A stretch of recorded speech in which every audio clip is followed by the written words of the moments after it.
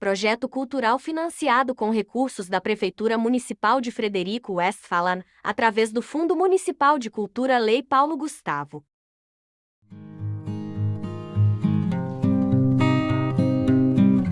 Eu sou Wilson Aleixo Ferigolo, nascido em 19 de abril de 1939, filho de um casal de pioneiros, Casimiro e Clodomira Maria Risati Ferigolo, chegados em 28 de novembro de 1938, vindos da região de Santa Maria. Meu pai é natural de Ivorá e minha mãe de Silveira Martins. Quando o Frederico Westphalen foi para lá para divulgar na década de 20, 25, 30, que aqui existia terra para eles virem morar, deu uma leva de colonizadores que vieram para cá. E aí o meu pai, mais tarde, resolveu também, um profissional já preparado para enfrentar uma área como a nossa, que resolveu vir para cá.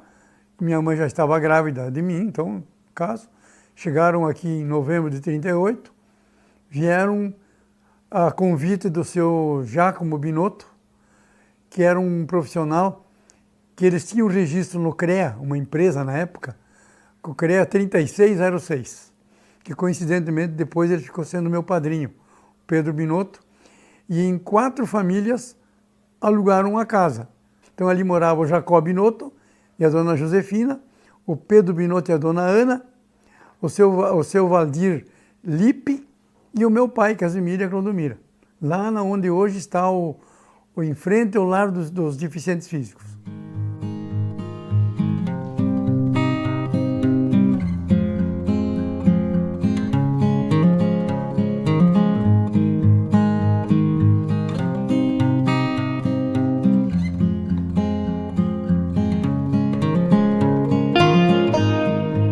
Eu tenho 7 irmãos, então, e a gente viveu ao longo desse tempo todo família muito unida, graças a Deus. Sempre se teve um ambiente muito gostoso. Eu sempre tenho dito que nós era rico e não sabia, porque nós tinha de manhã comia polenta e leite, e de noite leite com polenta, e de meio-dia radite com polenta e ovo frito. E ainda não sabia que era uma comida tão gostosa. E a gente cresceu vistoso, com saúde. Tá ali hoje, pouca gente fala, reclama muito da comida. E a gente viveu tão bem assim. Meu pai era uma pessoa muito presente na comunidade, trabalhou muito na montagem de serrarias, moinhos e construção de galpões, pavilhões, porque ele era um profissional extraordinário. Serrarias, então, era uma coisa que na época tinha muita madeira. Então, qualquer pessoa que comprava uma máquina, uma locomóvel, montava uma serraria. E ele, então, era convidado a montar, junto com o pai do Geraldo Dallanora, o seu Ernesto, e o meu tio, meu padrinho Antônio Risati, e o seu Luiz Esponquiado, pai do Mário Esponquiado. Eram os caras que entendiam em montagem de serrarias e moinhos. Inclusive o Moinho São Nicolau foi meu pai que montou em 1949. E o Moinho da Família, então aqui na esquina da rua Tenente Portela com a Vicente Dutra, ou José Canhelas com o Buqueiro, ali na descida da rua Paranaguá, né? Eles montaram um moinho aí e viveram em cima desse moinho muitos anos e tiveram outras empresas aqui na cidade, todas elas voltadas para o desenvolvimento de Frederico Westphalen, uma vila que, quando eles chegaram aqui em 1938, tinha 19 casas, todas elas na atual Rua Maurício Cardoso e Rua do Comércio. Era a estrada geral de Seberi ou Boca da Picada a Iraí. E ali onde tem o posto Avenida, onde tem hoje a Casa dos Pães, ali tinha 2 placas. Uma dizia, quem vai para a rua Santo Ceruti, Águas Minerais de Iraí. E à esquerda, Águas do Prado. Ali dividia quem fosse para Santa Catarina por Iraí ou por Vicente Dutra. Então acho que era isso que tinha aí. Nós tínhamos a a Rua do Comércio, um atolador muito grande ali de frente hoje ao posto, próximo ao posto, ali até hoje, se tu for na Rua do Comércio, esquina com a Tenente Portela, ao lado em frente à loja ali da Luciana Modas, ou da Calçados que tem aí na esquina, você vai ouvir de noite água corrente ali, que sabe que a vertente é no posto. E aí começou o nosso calçamento também. Em 1952, eu tenho diversos registros fotográficos, que ali na esquina da Luciana Modas, dia 8 de março de 52, começaram o calçamento. Por quê? Porque quando o grupo se reuniu para emancipar, Palmeiras não queria perder a vila rica, o distrito, né, rico, e eles vieram fazer o calçamento para evitar. Mas não adiantou, o pessoal se uniu e saiu a emancipação, e quase não saiu. A votação deu 3% de diferença. Os que queriam a emancipação e os que não queriam. Isso merece ter um estudo mais profundo. Por que as pessoas votavam contra a emancipação? O que era a política? Porque quem estava emancipando era um grupo ligado a um partido. E aí Frederico sempre foi muito forte politicamente. Assim o nosso barril se desenvolveu, só que aqui tinha um líder muito forte, chamado Padre Vitor Batistella. Hoje, Monsenhor Vitor Batistella foi um homem que construiu tudo que nós temos aqui. Se nós olharmos hoje, isso não pode deixar de dizer, bem no início de um trabalho de divulgação, Colégio das Irmãs, o Hospital Divina Providência, o Seminário Medianeira, não esse que tem na RS, aqui onde mora hoje o Dom Antônio, nosso bispo, e eu tenho minha casa, também tinha um seminário. Depois ele construiu, fez um projeto, levou 4 anos o projeto da catedral. Aí ele comprou a área do Parque de Exposições atual, botou uma granja lá. Aí ele instalou e criou a União dos Agricultores e Criadores, a UNAC. Então criou o centro telefônico, instalou 150 quilômetros de rede telefônica. Em cada comunidade, um telefone para facilitar que alguém chamasse o padre em caso de doença ou o médico numa necessidade mais urgente. Então você pega, vou te dar um exemplo bem prático. Daqui ao Castelinho, tinha 5 telefones. Aí então, numa linha só. Se o centro quisesse falar com alguém, o primeiro telefone ali na 21 de abril era uma volta no telefone, na manivela. O segundo telefone era 2 voltas. O terceiro, 3 voltas, 4 voltas, 5 voltas. E aí você veja uma coisa interessante, o telefone não tinha sigilo. Porque quando começava a tocar o telefone, todo mundo que tinha telefone ficava com ele no ouvido, escutando. E aí depois, é com fulano e tal. Aí o cara entrava e já estava esperando a chamada, então não existia sigilo.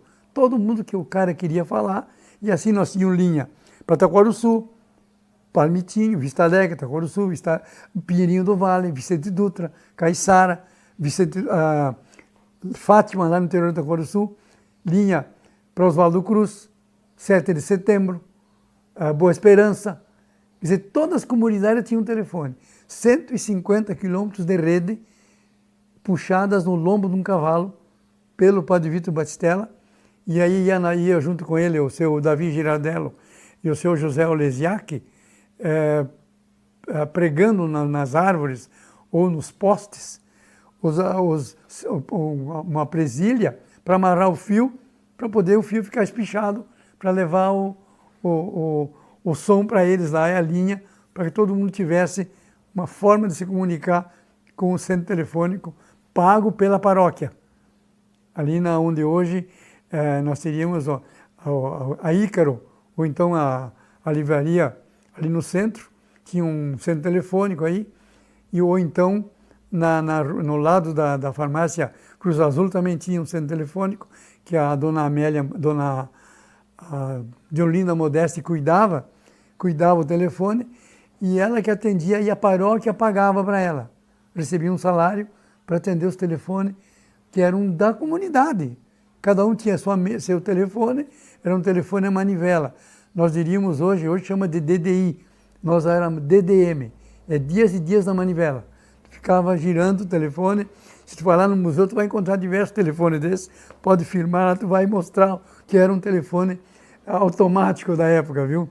E isso até 1982, 13 de maio. Por incrível que uma coincidência, hein? 13 de maio é dia da abolição da escravatura, né? E nós tivemos a abolição da telefonia. Naquele dia, Luiz Panossa era presidente da CI e completaram uma ligação dele com o governador do estado. E ele dizia em alto e bom som: governador, queremos agradecer que estamos tendo neste momento a abolição das comunicações de Frederico Westphalen com a capital do estado.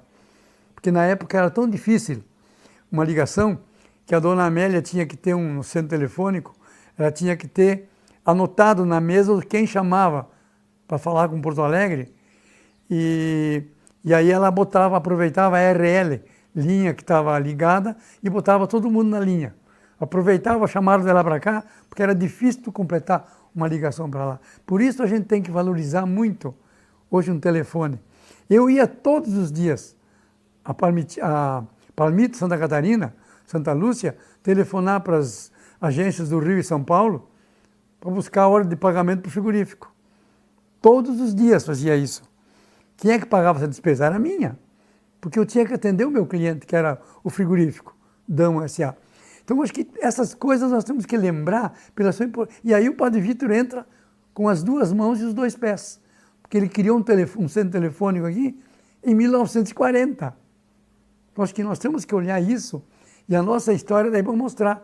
A Rádio Luz e Alegria foi ele que criou em 1952.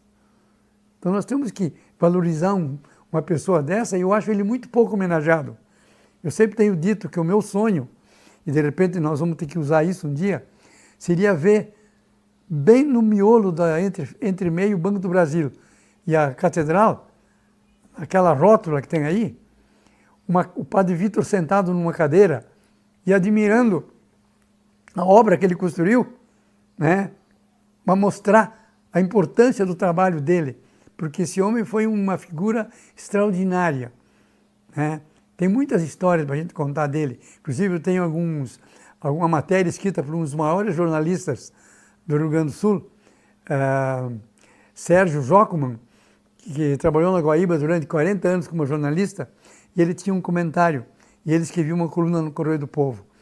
E ele fez uma crônica sobre o Baronella, que nada mais é do que o Padre Vítor Batistella, né? Ele só põe outros nomes, mas é o Baronella contando a história dele, aqui, uma eleição aqui em Frederico Westphalen. Então isso nós não podemos deixar, porque a história vai ser contada amanhã depois sem isso. Primeiro, queria dizer da minha satisfação em poder receber os amigos aqui em Taquaraçu do Sul, para poder dizer algumas palavras a respeito do meu amigo Wilson Ferigolo, do qual eu tenho muita admiração. Conheço ele há muitos anos e trocamos muitas figurinhas, porquanto os dois temos o mesmo gosto na pesquisa da história da nossa região. Louvo a iniciativa que vocês tiveram de fazer um documentário guardando a memória do seu Wilson, e ele é merecedor, porque eu qualificaria o Wilson Ferigolo como o guardião da memória regional. Como todos sabem, uma figura excepcional na história da nossa região é o Monsenhor Vítor Batistella. E desde as minhas pesquisas nos anos 80, eu procurei me inteirar sobre a pessoa dele, gigantesca, né? E sabendo que o Painéis do Passado, o livro que ele publicou, antes de ser publicado, ele tinha publicado no jornal O Despertar, de Frederico, eu quis ver se os textos que estavam no Painéis do Passado batiam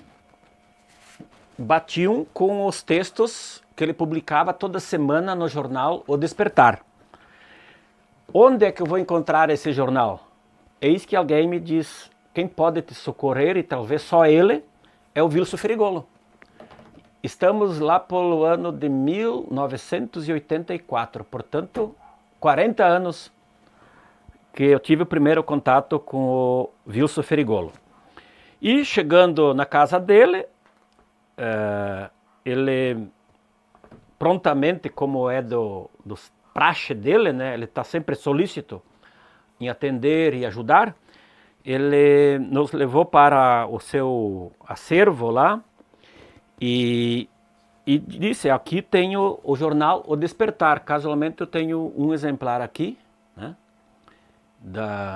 desse jornal, é de 1967, né, e como podemos ver aqui, aqui na página 3, né, ó, a coluna do Monsenhor Vitor, Painel do Passado, né, onde ele publicava. Depois é que ele reuniu os diversos textos e daí que resultou o Painéis do Passado. Portanto, a relevância do Wilson ter guardado o jornal para poder fazer essa comparação e resgatar a história da região. Porque, infelizmente, não são todos que tiveram a ideia de ir guardando, né? Mesmo nos primeiros anos lá do jornalismo em Frederico Westphalen. O trabalho do Wilson, eu assim, vendo no conjunto, eu chamo assim de um trabalho de diletante. O que é isso? É aqueles que praticam um ofício por prazer. No caso, a coleta de material, estudar, organizar, não é uma profissão, é um passatempo, é um hobby. Daí que vem a palavra, não é profissional, mas é um amador. Mas amador não é pejorativo. Amador é aquele que ama. Então ele faz porque ama a história, né? E aprendeu fazendo, né? Como a maioria dos nossos historiadores. O próprio Monsenhor Vitor não era historiador, mas mesmo assim ele pesquisou e escreveu. E assim nós temos em Iraí o caso do historiador Martin Fischer, o primeiro, né, que publicou. Também ele não era historiador, mas se encarregou de produzir. Em Palmeira, para mim o maior é o Mozarte Pereira Soares, professor de agronomia, mas ao mesmo tempo se dedicou à pesquisa. Então, são esse grupo. Depois é que foram se formando os tais de historiadores, vamos dizer, formados na disciplina, né? E também por isso, por ele estar atuando, e isso há décadas, na vida comunitária da região, é que lhe permite ele escrever e conhecer a história. Então, ele escreve a história, mas ele participou da história.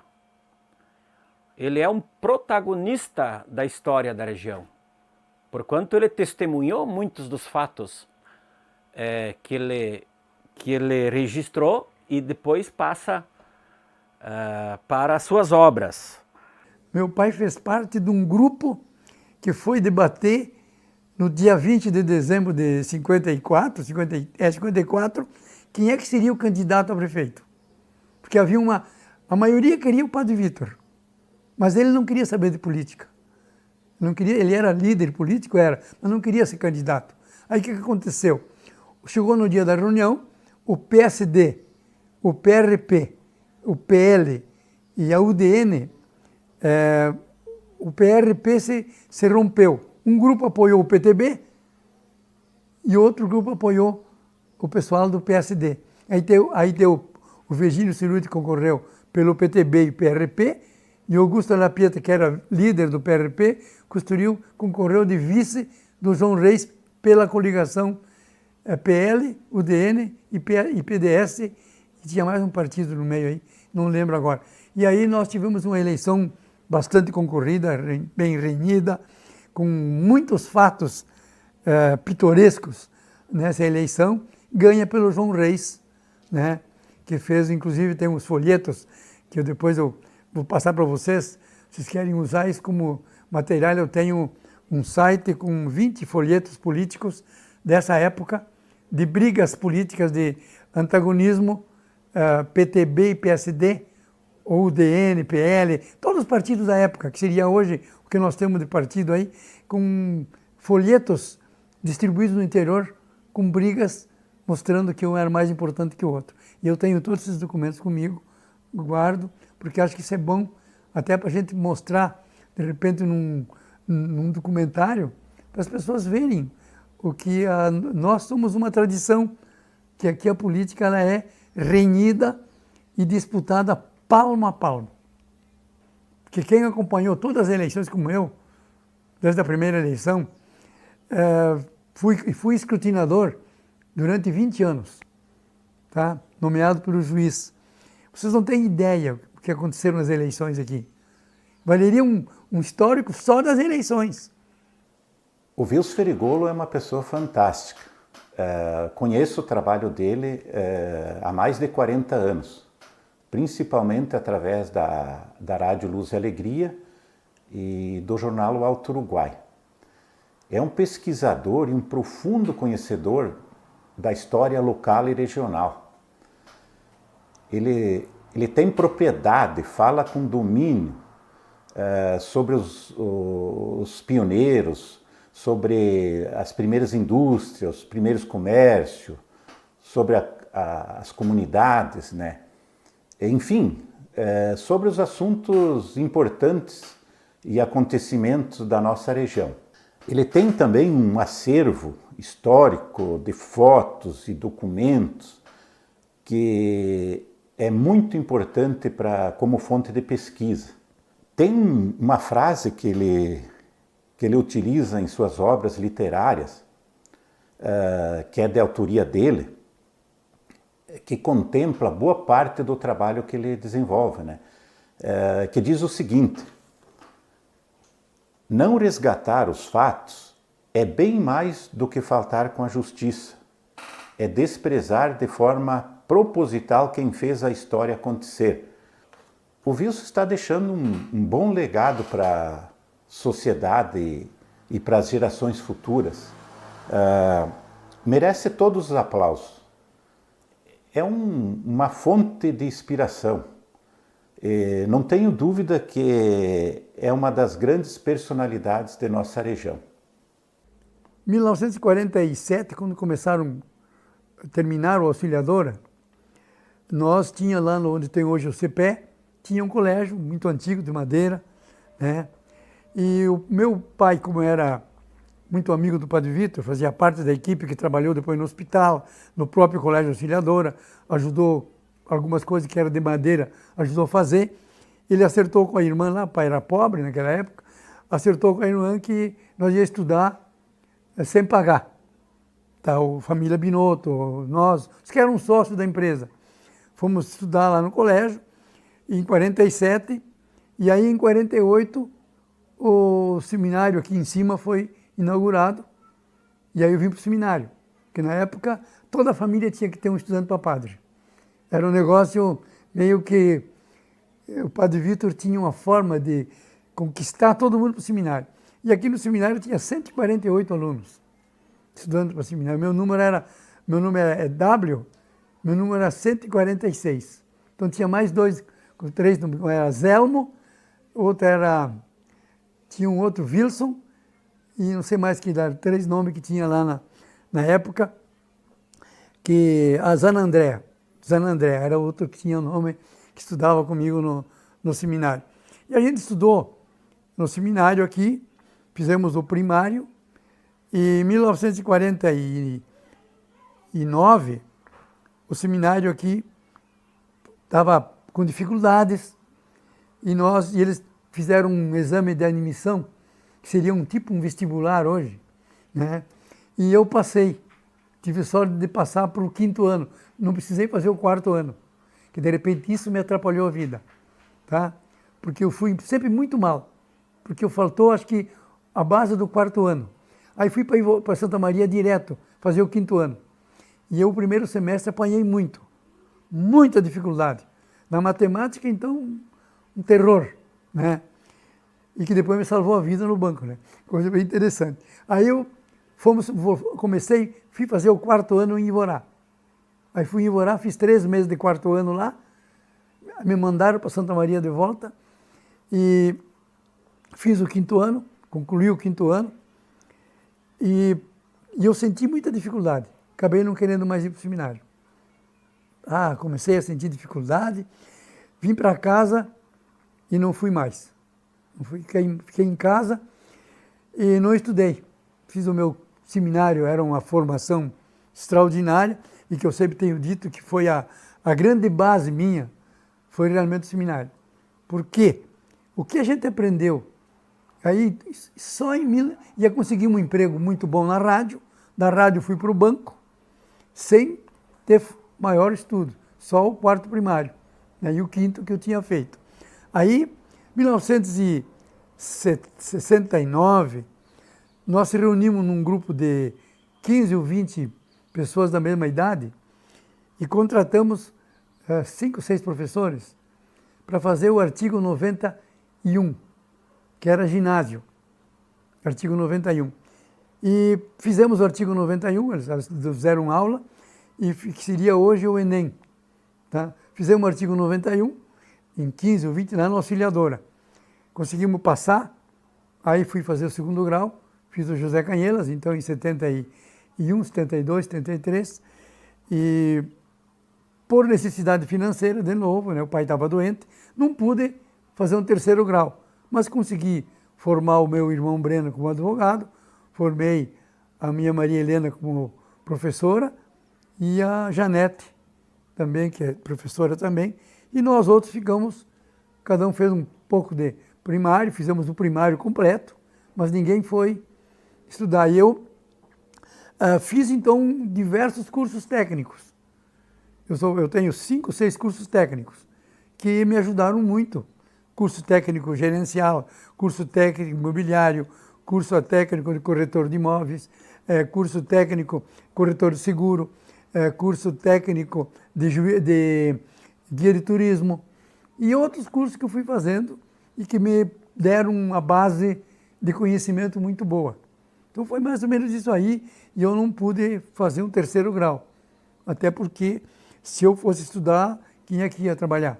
Eu era o mais velho, tinha que trabalhar, meu pai doente, ficou doente em 58, o pai ficou doente e aí as dificuldades foram surgindo, embora as empresas dele tivessem dando algum retorno, mas ele doente já não dava a mesma coisa, né? Então aí começou a ter dificuldades e nós tivemos que enfrentar, só que a família era muito presente e aí os amigos também foram os caras que a gente não pode nunca deixar de lembrar, de um Justo Dão, de um Jaime Locatelli, de um Severino Bortolucci, né, que nos deram muita força nessa época desse enfrentamento financeiro, né, porque nós tínhamos que vender o patrimônio do pai. E como ele estava doente, ele não podia assinar. E enfrentamos muitas ações judiciais, que o pai era avalista de um monte de gente, nós tínhamos que pagar, né, e porque estava assinado o nome dele. E só tinha o nome dele a casa onde ele morava. Porque as empresas, sabe como é que é? É mais difícil de você mexer numa empresa. E aí nós fomos vivendo, graças a Deus, se passou toda essa fase, e se viveu, o pai viveu com nós doente 40 anos, enfrentando muitas dificuldades. Aí tivemos o Juvino Binotto, que ajudou muito nós, levar o pai a Santa Maria, né?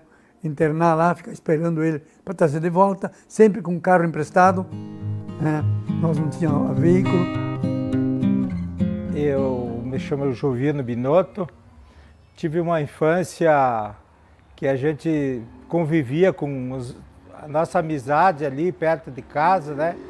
E tive a oportunidade de conviver com o Wilson, com o Breno, com o seu Casimiro Frigolo, muitos anos, né? Então a gente participou aí tudo, tanto nas alegrias como teve partes tristes, numa época que ele ficou, o seu Casimiro ficou muito tempo doente, então eu e o Breno levava ele a Santa Maria, numa Cinca Jangada, na época era o carrão, né? E a gente sempre foi solidário ali com eles e eles conosco, né? Ele acompanhava tudo, as minhas invenções aí.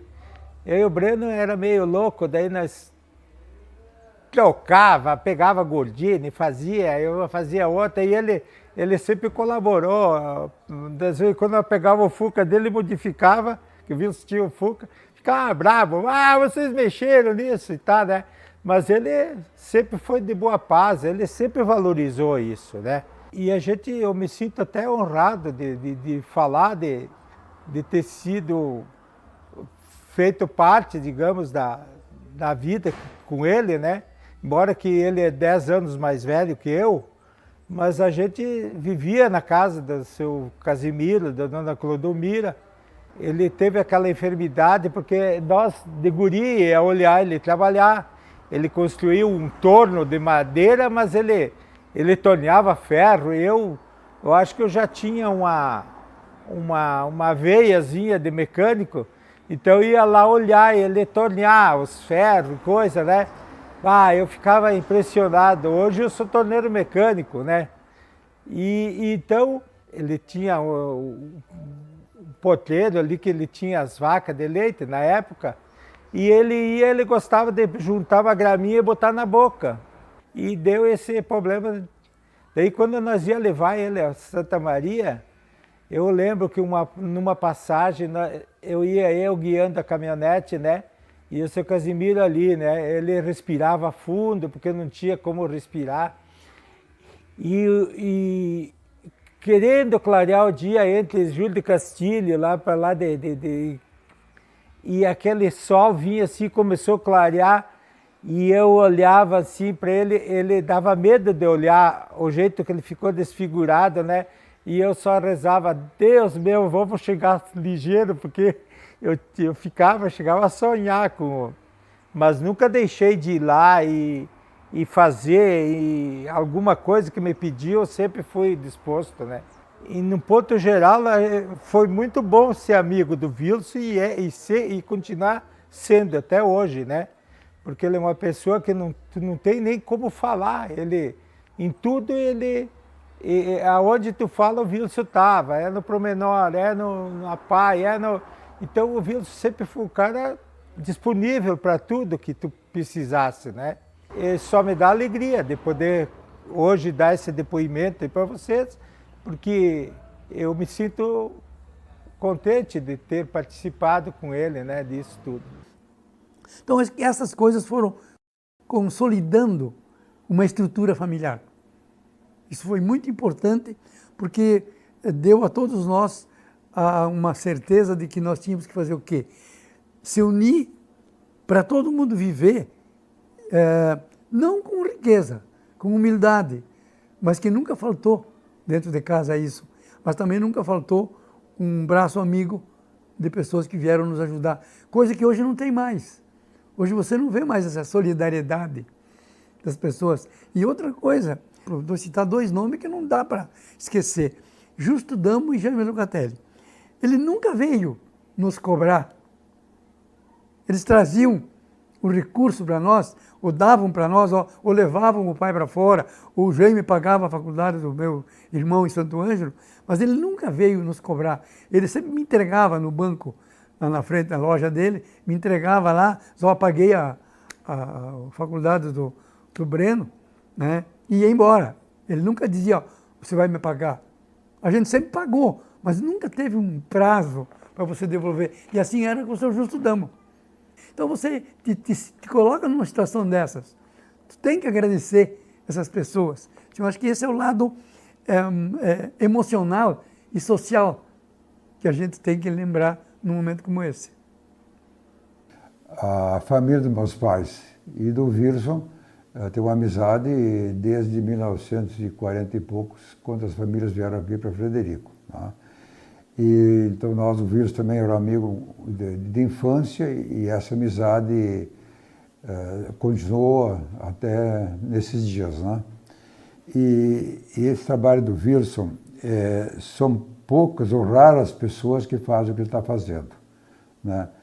Ele já trabalhou no museu uma época, depois saiu, mas ele continua. Hoje, que precisar alguma coisa sobre o Frederico, o Wilson sempre vai ter para passar para as pessoas isso aí. Então o Wilson tinha que ser mais valorizado do que ele é valorizado hoje pelo trabalho incansável dele, e o município tem que reconhecer isso aí, pelo trabalho dele, né? Porque o dia que o Wilson não estiver mais por aí, não sei o que eu vou procurar pelas notícias, porque as pessoas chegarem em Frederico ultimamente não conhecem a história dessa aí, né? Eu também procuro deixar muita coisa da história escrita aí, mas o Wilson, ele seguidamente está por aqui, nós conversamos muito sobre isso.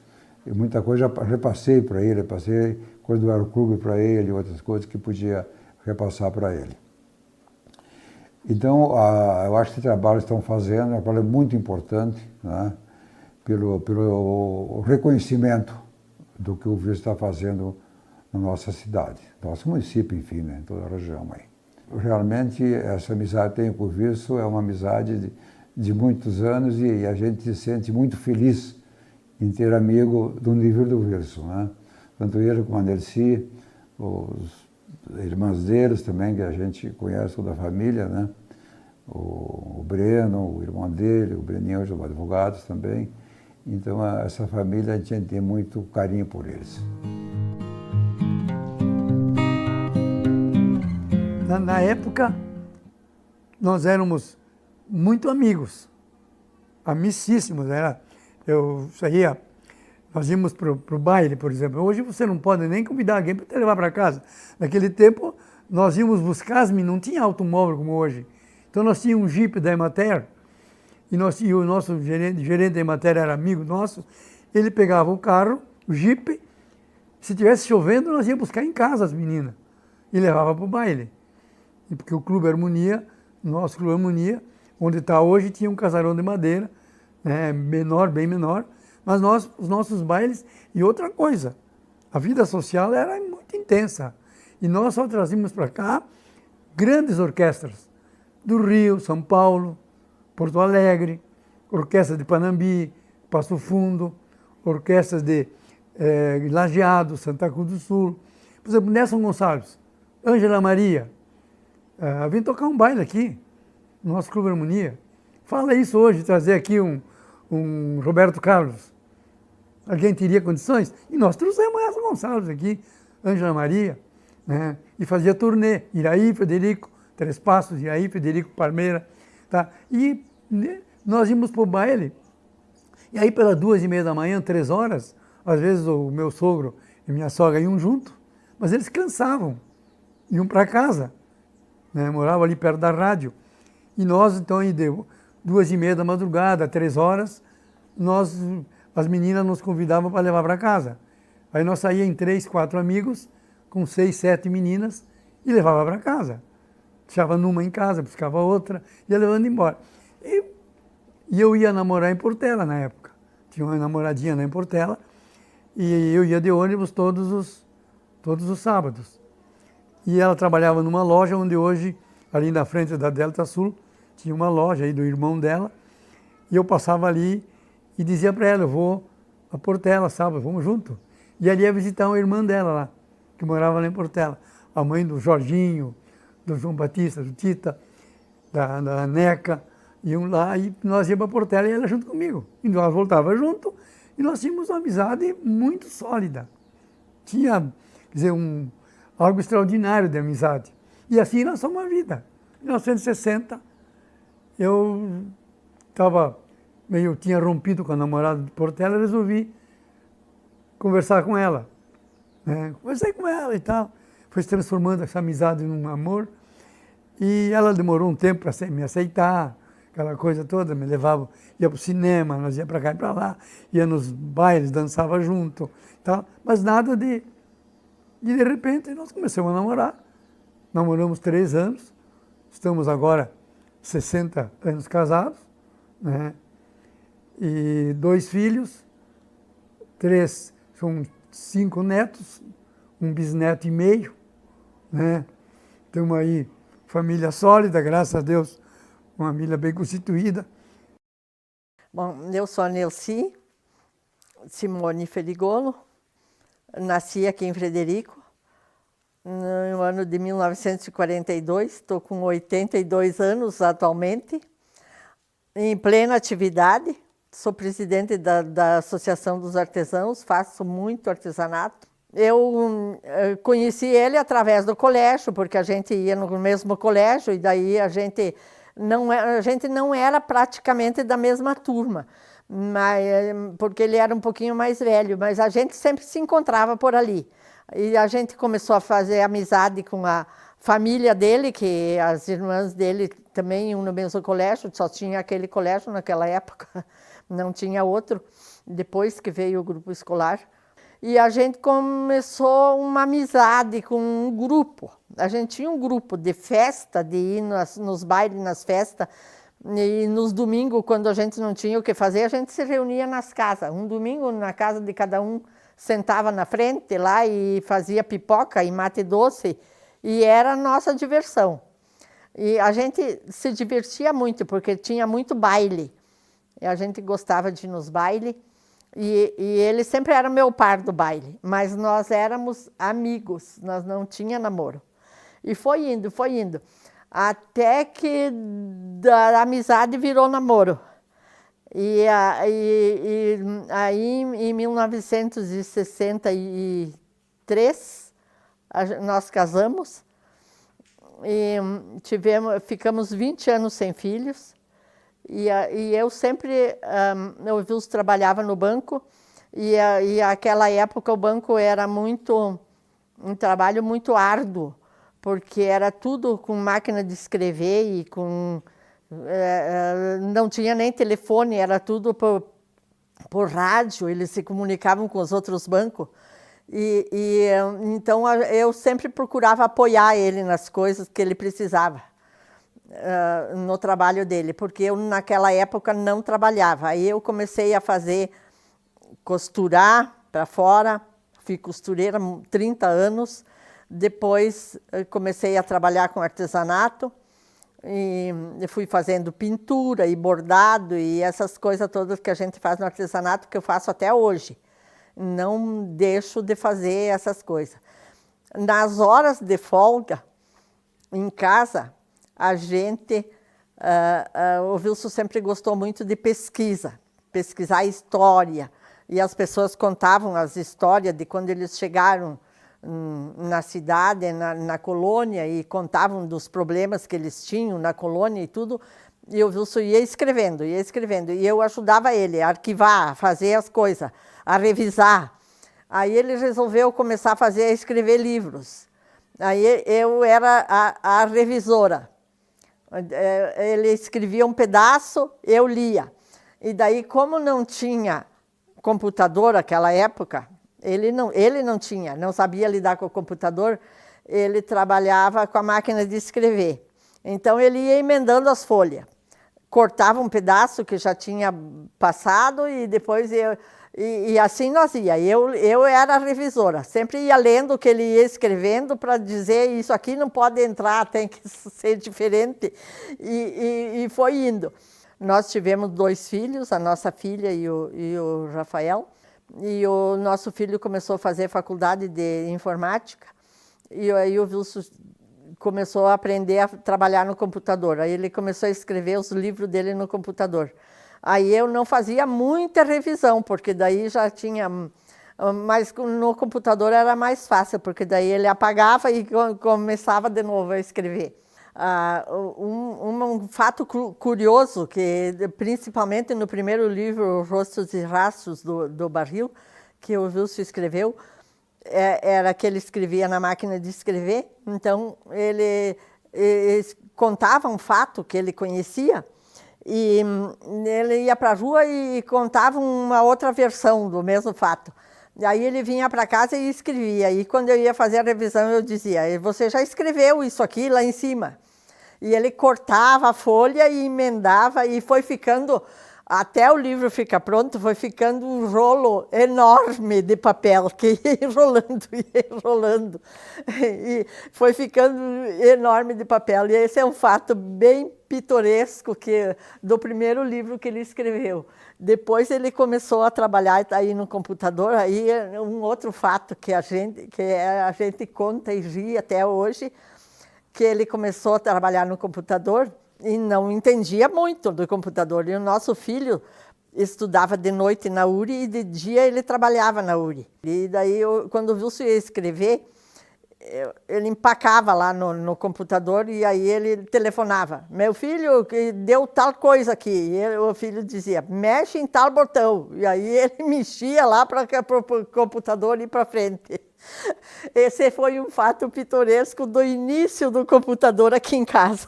E uma outra coisa que eu digo para ele sempre, se você morrer antes que eu, o que eu vou fazer com uma peça inteira, cheia de caixa, de recorte de jornal, de fotografia, de pilha de jornal, que ele tem toda a coleção do Alto Uruguai. E o que eu vou fazer com tudo isso? Preciso uns 10 caminhões da prefeitura para carregar tudo que tem ali dentro. O nosso filho disse que vai fazer, o dia que ele não existir mais, vai alugar uma peça e vai botar um museu no nome dele e vai botar as coisas tudo lá. Quem quiser fazer pesquisa pode ir lá e fazer as pesquisas. Eu acho muito lindo. E assim, e o agradecimento que ele tem das pessoas. A gente anda na rua, as pessoas atacam ele. Bom, eu quando saio com ele digo assim, se você vai parar muitas vezes na rua, eu ando, agora não ando mais sozinha, mas quando eu andava sozinha, e aí ele encontra as pessoas e todo mundo faz ele parar, porque o senhor falou tal coisa da minha família no rádio, porque o senhor fez isso, fez aquilo, o senhor foi lá na nossa festa e foi muito bonito, não sei o que, e isso me enche de orgulho. Porque não é qualquer pessoa que tem uma pessoa que pesquise, que se atualize. Porque o Wilson tem 85 anos, mas ele não é daqueles que fica sentado o dia inteiro sem fazer nada. Ele está pesquisando, ele está escrevendo. Bom, quando eu levanto de manhã, ele já faz uma hora que se levantou e ele já está no computador lá. Então, é uma coisa que me orgulha isso. Nós casamos em 1963, eu acho que isso é uma coisa bem interessante, eu acho que de repente, se nós hoje temos uma vida sólida, temos muito que agradecer quem nos deu a oportunidade de nos convidar para trabalhar nas pastorais da Igreja Católica. E aí em 60, nós éramos recém-casados, 64, 65, fomos convidados a participar da pastoral familiar. E criamos aqui o movimento familiar cristão, que na época trouxe para cá a Suprema, Serviço Social de Preparação ao Matrimônio, Suprema, que hoje chamam de curso de noivos. E nós se envolvemos com esse trabalho. Trabalhamos 30 anos. Nós tínhamos uma equipe de 10 casais, e nós coordenávamos esse grupo, e nós tínhamos então um sábado sim e um não. Então, 2 fins de semana por semana, nós íamos para Seberi, para Palmitinho, Pinheirinho do Vale, Planalto, Ametista, que mais aqui? Seberi, Erval Seco. E assim nós fazíamos um trabalho, Vicente Dutra, né? Fomos trabalhando durante 30 anos fazendo isso. Eu acho que ele sempre foi uma pessoa que esteve sempre presente com nós, né? Não dá para dizer assim que por mais dos compromissos que ele tinha, né, ele não é só exemplo como profissional, enfim, né, mas ele é também um exemplo como pai, porque além de ter os compromissos dele que ele tinha como profissional, ele nunca deixou de lado nós, né, então ele sempre esteve ali com a gente, enfim, brincando, por mais que ele mesmo conta, né, que ele teve filho tarde, e aí isso também prejudicou o fato dele já não estar tão ativo, né, na fase que a gente estava um pouco maior, mas eu não me lembro dele não estando presente com nós, né, a gente brincava quando a gente era guri, ia para as chácaras, dos amigos e tal, ele sempre levava, participava. Sempre teve muito perto disso aí, né? Então, e aí, enfim, a trajetória profissional dele e a trajetória na sociedade, como o Rotary, como os clubes de serviço que ele participou, as entidades, também fizeram a gente ter um pouquinho disso, né? Então, quando a gente começou, eu muito novo, ele já me inseriu no Interact. Tu vai começar a participar de clube de serviço. Porque daí o cara já via ele participando daquilo, né? E tinha curiosidade de saber por que ele participava, né? Por que tu vai no Rotary? O que é isso? Né? Então, imagina o Rotary ano que vem, acho que faz 50 anos, o Rotary de Frederico. E ele me colocou no Interact, acho que em 97, quando eu tinha ali meus 15 anos ali. E aí eu participei ali em 97 até 2000, que com 18 tem que sair, né? Então eu já tive a primeira ideia do que era um clube de serviço já com 15 anos. E aí, enfim, dali eu saí, fui pro Rotaract, ele sempre incentivando a gente a participar. Eu acho que, como pai, ele deu esse exemplo, sabe? Para a gente participar da sociedade, da comunidade, enfim, se envolver, né? Que quem menos tempo tem é o que mais tempo arruma para serviço social, né? Isso ele sempre deixava muito claro, né? E uma coisa que eu lembro, assim, que ele sempre falou do vô, e aí ele passou para mim, né? Que o nome dele era dele, mas que o sobrenome era da família, né? Então que a gente tinha que honrar o sobrenome. Isso é muito latente, assim, na minha vida, no meu crescimento profissional, enfim, pessoal, porque ele sempre batia muito nisso, que o pai dele, quando ele ia fazer uma bobagem, quando ele era piá, o pai dele sempre dizia isso. Então ele sempre tinha que ir lá, tem que honrar a família Ferigolo, porque... Então ele passou isso para nós, a gente aprendeu muito isso aí com ele. A única coisa que a gente ajudava ele a fazer, um pouco o Rafael também ajudou, e depois era eu quem mais ajudava, era quando ele começou a fazer o guia telefônico da cidade. Mas isso faz muito tempo, muitos anos atrás. Nós era adolescentes os dois, né? Então, assim, ele tinha dificuldade de lidar com o computador ainda, né? E aí, naquela época, a gente sabia um pouquinho mais, então a gente digitava tudo para ele, como a gente fazia mais ligeiro, né? Então, ele colocava tudo na máquina de escrever, né? E depois a gente repassava tudo no computador. Como pai, ele é isso que vocês conhecem dele, né? Aquele que ajuda todo mundo, que sempre ajudou, que sempre acolheu. Ele é isso aí. Nada de diferente do que vocês conhecem, né? Então, assim, é aquele que sempre busca ensinar, que tá sempre perto, que é sempre assim, sabe? A nossa casa tá sempre aberta para todo mundo, ele tá sempre com muita gente aí. Ele ia muito em escola, dar palestra pro pessoal, mostrar as coisas, falar das coisas da cidade, sabe? Então isso sempre foi até dos pequenininhos, assim, sabe? Das séries iniciais, né? Da primeira, segunda série e vai. E as crianças ficavam maravilhadas. Dá para se dizer amor pela história, né? E ele tem amor pela história local, né? Pela história daqui de Frederico. Isso realmente a gente admira muito. 1952, o Padre Vítor estava botado no ar a Luz e Alegria, ali onde hoje tem o estacionamento da catedral, tá? Ali tinha um casarão de madeira, e ali ele botava a rádio no ar, por exemplo, de tarde, 4 horas da tarde. E se você for lá na rádio hoje e pedir para olhar a discoteca da Luz e Alegria, tem aquela no meio da rádio de entrada, tem um museu, um arquivo, você vai lá dentro ver os discos, estão lá dentro, os LP, e aí nós botava os discos tocar, ele fazia o programa dele, e nós ia lá cuidar. Até que em 1956, 57, ele concluiu, atrás da catedral, os apartamentos que tem atrás da catedral, tem a sacristia, em cima tem umas salas, ele levou a rádio lá para cima. E nós fomos lá para cima também, então, com a rádio. E aí nós acompanhamos todo o serviço dos pintores da catedral, dos que pintaram toda a igreja. Nós acompanhamos colocando os discos rodar e ia ver eles pintar e fazer o serviço dentro da igreja. E acompanhamos lá de cima. Se tu for subir lá em cima no altar, ao lado do altar, nos 2 lados tem um mezanino. E nesse mezanino nós ficávamos olhando eles pintar com as armação toda de cano. Eles deitavam ali, ficavam pintando, dando aquela beleza que nós temos na catedral. E nós ficávamos ali, fazendo esse serviço até 1958, quando o Banco Agrícola Mercantil, o gerente começou a procurar gente para trabalhar no banco. E num desses eu recebi um convite para ir lá, trabalhar no banco. E abençoado o dia. Eu fui lá trabalhar e naquele tempo era serviços gerais. Aceitei o desafio, fui trabalhar no banco. Em 1959, o banco inaugurou o prédio da esquina da Rua do Comércio com a José Canhelas, onde hoje tem uma Casa das Capas aí, né? E que foi um prédio construído, todo ele, especialmente para banco.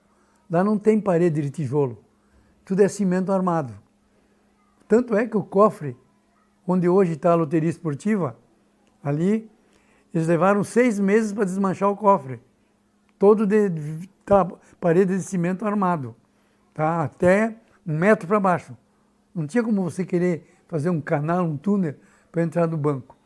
Tá? E esse banco funcionou aí até 1982, 85.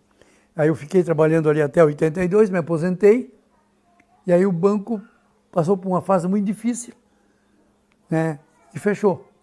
Eles trocaram o Banco Santander, trocou com o Unibanco, hoje é o Itaú Unibanco, né, que tem hoje é o maior banco da América do Sul, né?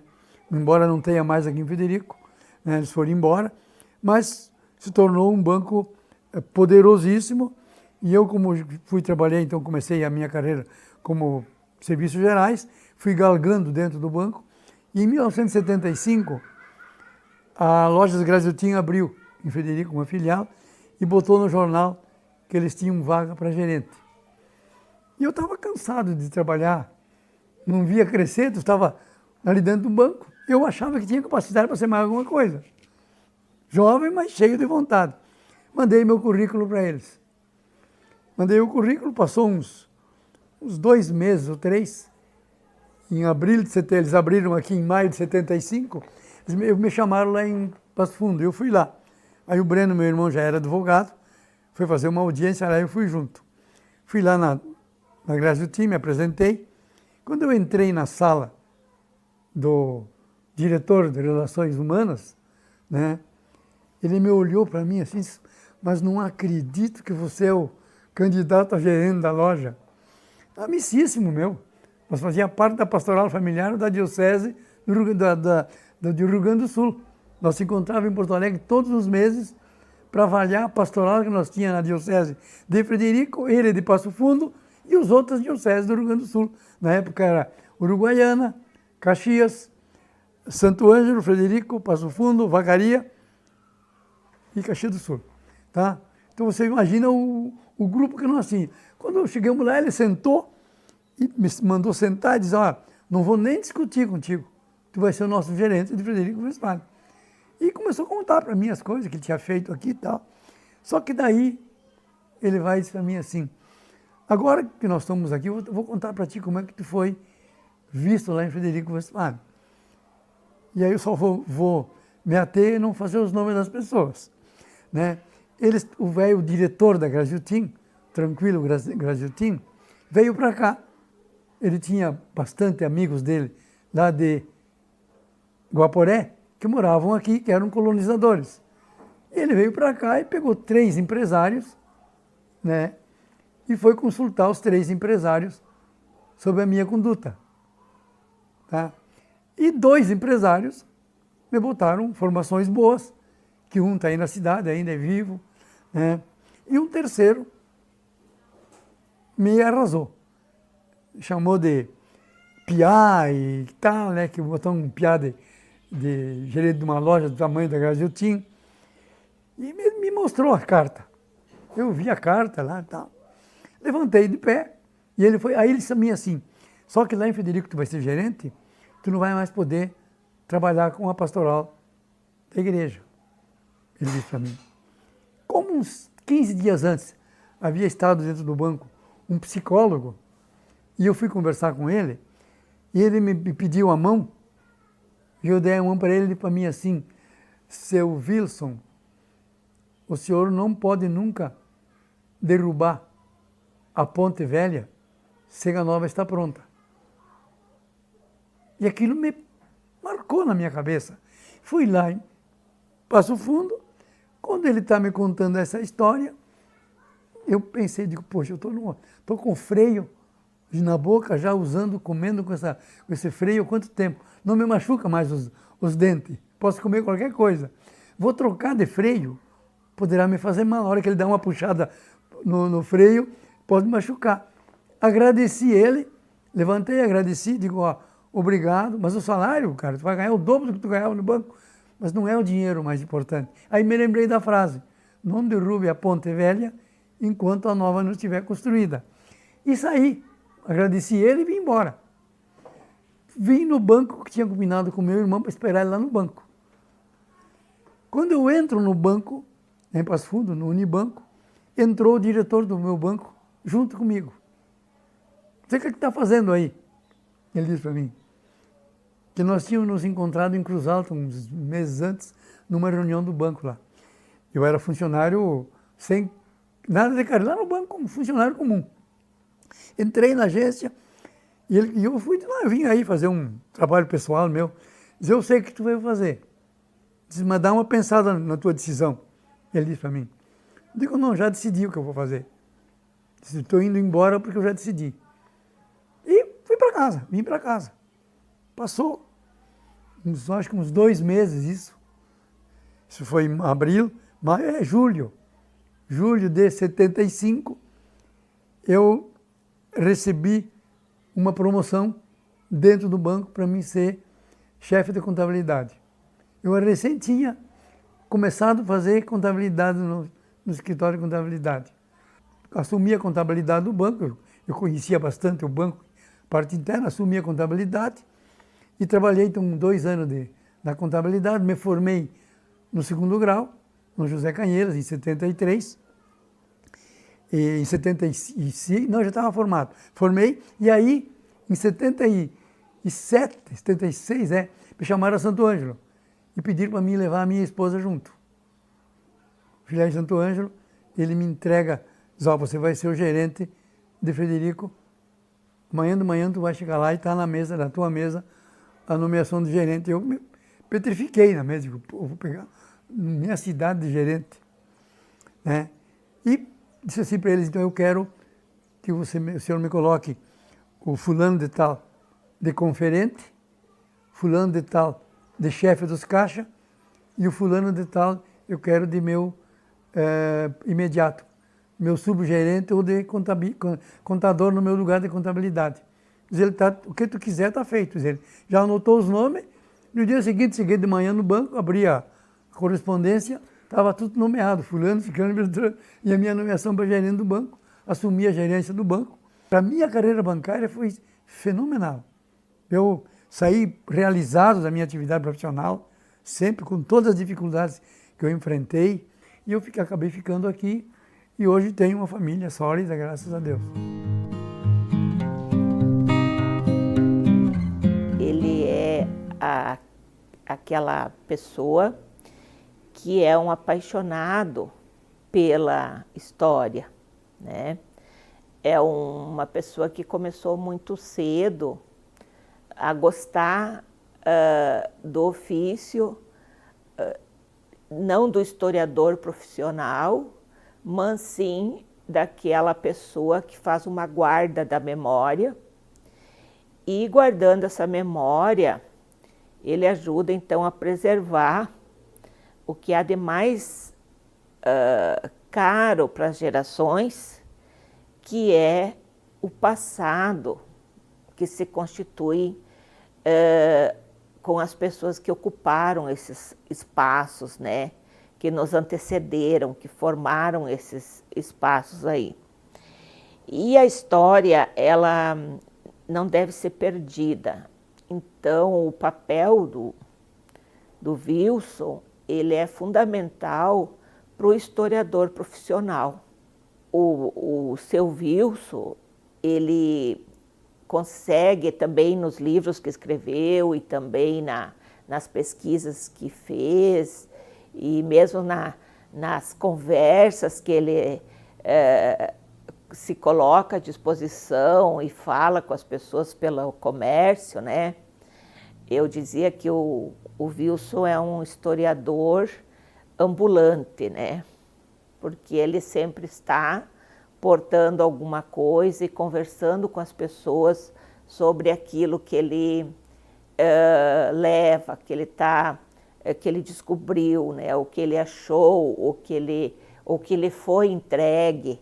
E o que difere o seu Wilson, que muitas vezes ele disse para mim que o desejo dele era fazer história.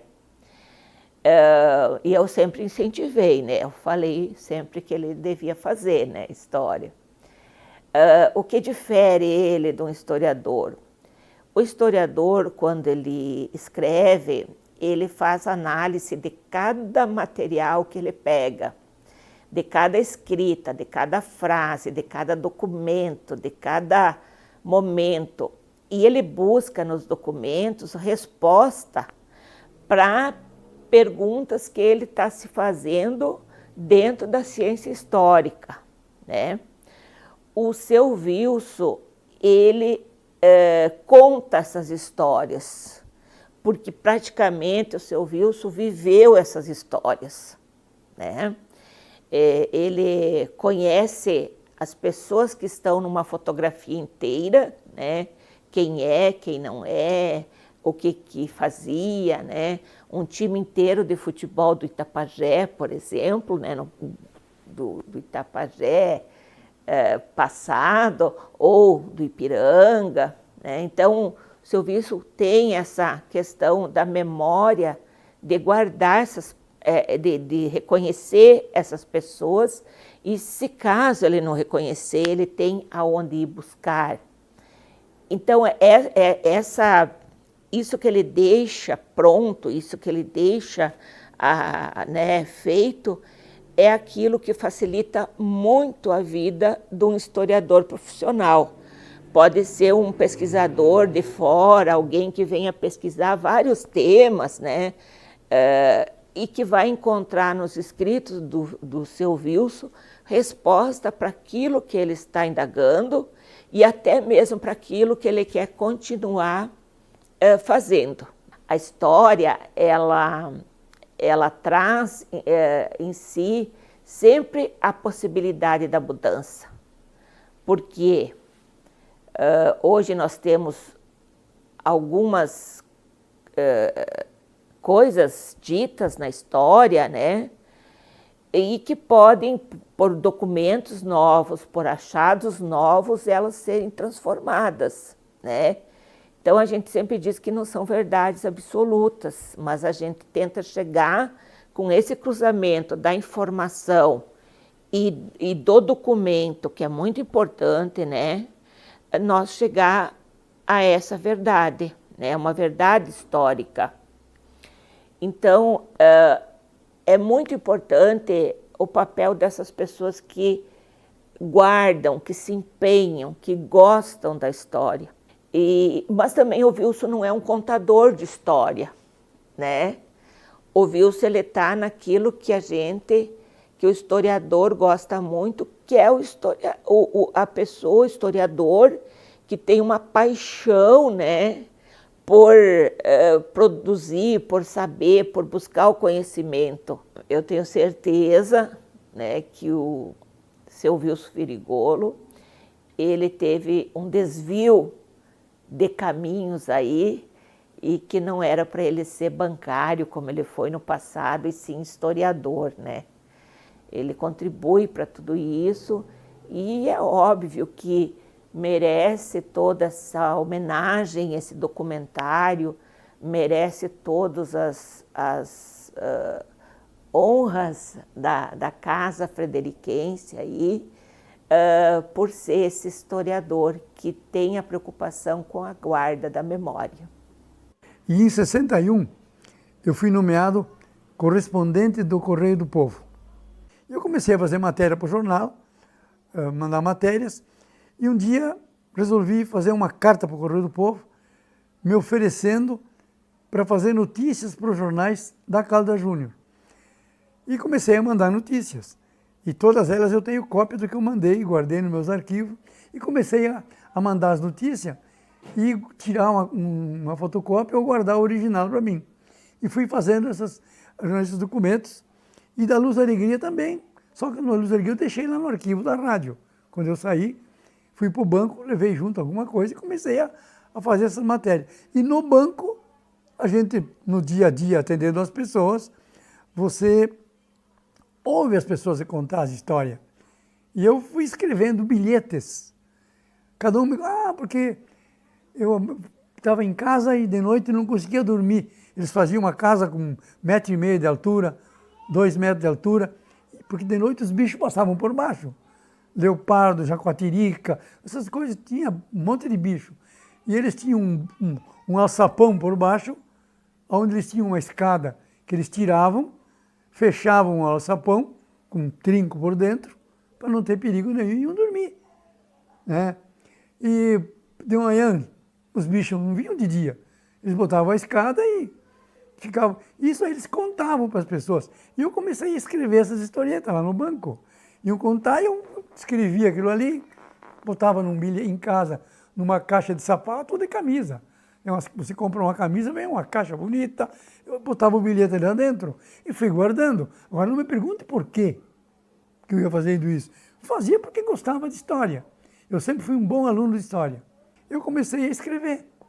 Reuni esses bilhetes e comecei a escrever, máquina de escrever. Fui reunindo esse material, fui fazendo um bilhetinho aqui, escrevendo ali, e fui fazendo. Quando eu fiz a contabilidade, o Ivo Blatt era meu professor de história. E ele sempre fazia 11 perguntas. Ele dava a chance para todo mundo tirar 10. E eu sempre acertei as 11. Então ele me dava 10,5. Né? Sempre no colégio ou no seminário também. Aluno bom de história, mas bom de geografia, então, conhecia o país, o mundo inteiro, citando no mapa o país, porque os padres que eu tive de professores em Santa Maria, um era francês, outro era italiano, outro era alemão, outro era húngaro, outro era tchecoslovaco. Quer dizer, português eu tinha 2 ou 3. Então eles, quando iam dar aula de geografia ou de história, eles falavam na Tchecoslováquia, falando do país deles. O outro ia falar da França, aula de francês, de italiano, é a mesma coisa. Então eu tive facilidade de memorizar essas coisas e eu te dizia o país com a capital. E assim eu conheci o Brasil inteiro, dando os estados com as capitais. Maior facilidade do mundo. E isso me deu uma solidez no banco quando eu começava a fazer esses contatos com as pessoas. E guardei muitos documentos. Chegou num determinado momento, 1999, 2000, eu fui até a universidade falar com o Edemar Girardi, que era diretor da URI, para fazer um livro. Ele chamou um professor de história, mas que não me aceitava como professor de história. E aí ele disse assim, me olhou como mediu de baixo em cima, né? Me olhou assim como dando pouco e não me respondeu nada. Aí eu fui lá na Gráfica Pluma, falei com o Paulinho para me ajudar a fazer o primeiro livro. Né? E o Paulinho chamou a filha dele, que tinha uns 14 anos, a Luciana, era uma menina, né? E essa menina me deu toda a cobertura necessária. E um belo dia ela me chama lá, ó, seu livro está aqui montado, você quer ver? Quando ela me mostrou a capa do livro, que é essa capa do Rostos e Rastros, cara, você não tem quem vai. Nesse terim, aí a URI me chamou. Digo, agora já estou com o livro pronto. Estourou o negócio, saiu o primeiro livro. E aí, daquele primeiro, eu falei, lógico que eu apanhei e perdi. Quantas vezes meu filho ligava ao computador, depois que eu passei da máquina de escrever para o computador, eu deletava tudo que tinha feito, perdia tudo, tinha que começar tudo de novo. Ele vinha para casa depois da aula e conseguia salvar alguma coisa dentro do computador, estava aprendendo também, me ajudou a recuperar bastante material. E assim eu fui fazendo. Levei 9 anos, que é o tempo de 9 meses, a gravidez de um filho, eu levei 9 anos para escrever o primeiro livro, que é o Rostos e Rastros no Barril. Mas essa pesquisa me ajudou a ampliar conhecimentos dos municípios da região toda. Porque você chega num arquivo da inspetoria, ali do Casarão de Madeira, que está caindo ali hoje, chega ali, 2, 3 mil volumes, de 1929, 30, até 1980, 90, para você abrir e olhar. Cara, eu comecei a ficar, tirei muita cópia, fotocópia, ela ia por aí tirar cópia, fui fazendo, não tinha telefone como tem hoje, para você fazer fotografia, mas consegui fazer um bom acervo, e hoje eu tenho um acervo. E as pessoas me trazem muita coisa. E aí, em 2008, o meu amigo Antônio Baroncello tinha a Foto Sayonara, 35 anos de foto, concorrente da Foto Marim, né? O vice-versa, Foto Marim concorrente dele. Depois tinha outras fotos na cidade, né? Mas o Sayonara diz, ó, Ferigola, eu tenho todo o acervo fotográfico e não sei onde botar. Está lá na minha casa. Vamos lá ver. Fui lá e ele começou a mostrar pilhas e pilhas de caixa. Digo, meu Deus do céu. Diz ele, vou carregar na caminhonete. E carregou na caminhoneta dele, cara, mais de 1 milhão de fotografia e filme. Tem lá dentro do museu hoje rolo e rolo de filme, assim, ó, preto e branco, lógico. E isso aí tudo me ajudou e eu fui juntando um documento aqui, um documento ali, pedindo aqui, pedindo lá, e fui fazendo. E eu comecei a publicar documentos nos jornais, aí o Agostinho me deu espaço, o Alto Uruguai me deu espaço, a Voz do Povo me deu espaço, tudo que era jornal me deu espaço, né? E a Folha começou a me dar espaço. E a cidade acreditou no que eu fazia. E hoje eu fico de veras envaidecido, porque eu recebo, está no chão aqui agora, recebi essa semana umas fotos que nem eu não sei quem são. Estou tentando identificar. O cara disse que estava em casa, não sei bem quem era, me trouxe aqui em casa. Incêndio no frigorífico. 1950 e 60 e poucos. Vou fazer agora umas matérias no Face, vou botar, porque tem que divulgar isso. Se eu não divulgar, quem é que vai divulgar? Porque como a gente viveu isso, né, eu tenho que divulgar. Então, eu fui aos poucos juntando, eu tenho hoje 40, 50 caixas de camisa ali no meu acervo, onde tenho fotografias escaneadas, tenho documentação que eu guardo, porque um dia alguém vai aproveitar, ou vai dar para um arquivo histórico da cidade, a minha família que vai decidir. Eu não sei o que eles vão fazer, só quero que eles não botem fora, né? Não quero que joguem fora, ou que façam o que muitas famílias estão fazendo. Tenho ficado muito triste disso. Me aparece alguém aqui em casa, pô, meu pai morreu, e a família foi inventariar lá, e achou um monte de documentos, botamos tudo fora. Um fotógrafo aqui de Frederico, das primeiras fotos, 1946, 47, os genros, os filhos, botaram tudo fora. E aí tu vai fazer o quê? Nós não podemos perder isso aí. E eu acho que é isso que eu tenho minha preocupação. Assim como nós estamos botando fora o patrimônio cultural, derrubaram o chaminé do frigorífico, derrubaram o moinho dos polacos e outras casas que estão derrubando por aí, antigas, sem nenhum registro. Alguém tem que tomar conta disso aí, para nós não poder perder esse patrimônio que nós temos. Pois olha, falar sobre o Wilson Ferrigolo, o que eu vou dizer? Eu, particularmente, né, tomei conhecimento da existência do Wilson, ainda rapazote, né, piazote, quando ele era ainda bancário, né, do Banco Agrícola Mercantil, aqui de Frederico Westphalen. E veja bem que, como bancário, depois que se transformou na União de Bancos Brasileiro, eu acabei sendo colega dele, no União de Bancos Brasileiros aí, por um período pequeno. Inclusive, a minha vida com ele em termos de movimentos, nós fomos junto, um grupo de casais a Passo Fundo, para trazer, né, entre os casais que trouxeram o ECC, o Encontro de Casais com Cristo, aqui para Frederico Westphalen. E isso fazem 36 anos. O Wilson todo mundo sabe, colunista de jornal, né, contando a história através de jornal, né, também. Ele foi participante de transmissões esportivas antigamente, né, no rádio, na Rádio Luz e Alegria, né, com participações aí. E vocês sabem, aqui nós temos aqui obras do Wilson Ferrigolo, né, que conta a história, né, que mantém a história viva do município, e não só de Frederico Westphalen, como também de municípios da região, e valorizando as pessoas que realmente fizeram a história. E ele sempre foi muito preocupado com esporte, sempre foi participante, e a cultura. Inclusive, ele sempre foi aquela pessoa que mais cobrou dos gestores públicos um local ideal para o Museu Municipal. Né? Ele sempre brigou por isso, inclusive, né, para que o museu tivesse um lugar de destaque aí no município aqui de Frederico Westphalen. Ele contestava, mas um cara que realmente procurava o melhor. Ele quase que exigia, né, que a coisa realmente acontecesse. Em termos de cultura, então, ele sempre se preocupou. As instituições, clubes que ele participou, até tem algo engraçado, né? Tem muitas entidades, clubes, que trocava a diretoria, o presidente, o vice-presidente, o tesoureiro, mas o secretário, o homem da ata, era sempre o Wilson Ferrigolo.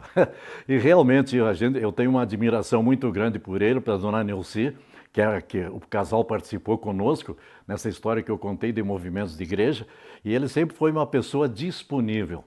Dificilmente, eu acho que eu nunca ouvi um não num convite para um trabalho, especialmente trabalho de igreja, clubes de serviço e instituições de um modo geral. E eu quero dizer para vocês, cumprimentar por essa iniciativa. Vocês estão prestando uma homenagem a quem sempre homenageou as pessoas que fizeram história. E ele realmente merece. 1965 foi um ano bem atípico. Eu morava ali onde hoje mora o meu filho Rafael. Naquele tempo era um estilo de cobertura diferente de hoje. Só que eu não tenho nenhuma foto daquela época. A casa tinha na frente 7 metros de altura, com a queda para trás, coberto para a água, de telha para a água poder escorrer bem. E nós estávamos em casa no dia 21 de agosto e deu uma nevada de arrepiar o cabelo. Mas nós em casa tomando chimarrão, sábado de manhã, não precisei ir para o banco, né? E aquela neve, e atrás da minha casa tinha um pé de abacate. E abacate não tem muita resistência. Lá pelas 10 horas da manhã, eu nunca imaginei que tinha tanta neve na cidade. Começou a cair galho do abacate e me quebrou as telhas da minha casa. Foi daí que me caiu a ficha, né? Fui para frente de casa, cheio de neve no chão. Aí fomos para o centro, né? Aí chega lá na praça, a praça toda nevada, branca de neve. Coisa que eu tenho umas 8, 10 fotografias sobre essa neve. Tenho bastante fotografia. Todo mundo registrando a nevada. Inclusive fizeram um boneco de 2 metros de altura, bem no canto onde hoje tem um relógio Sicredi, por ali, um pouquinho para cima, tinha uma coluna de publicidade, iluminada, bonita, com propaganda 4 lados, propaganda de uma firma, e encheu de neve também, mas estava ali para todo mundo ver. E nós, lógico, brincando na neve, escorrendo, frio, a cidade ficou marcada pela essa neve, e na época eu reuni um monte de fotografia, e um amigo meu, Nelson Darroz, colega de banco, mandou fazer 50 álbuns de fotografias da neve, pequenininhas, e vendeu para todo mundo. Tá? Então, graças a isso, alguém guardou essa fotografia, e que também tem hoje fotografia dessa nevada em 21 de agosto de 1965, que na região toda caiu neve. E nunca mais tivemos isso. Nunca mais. Marcou muito.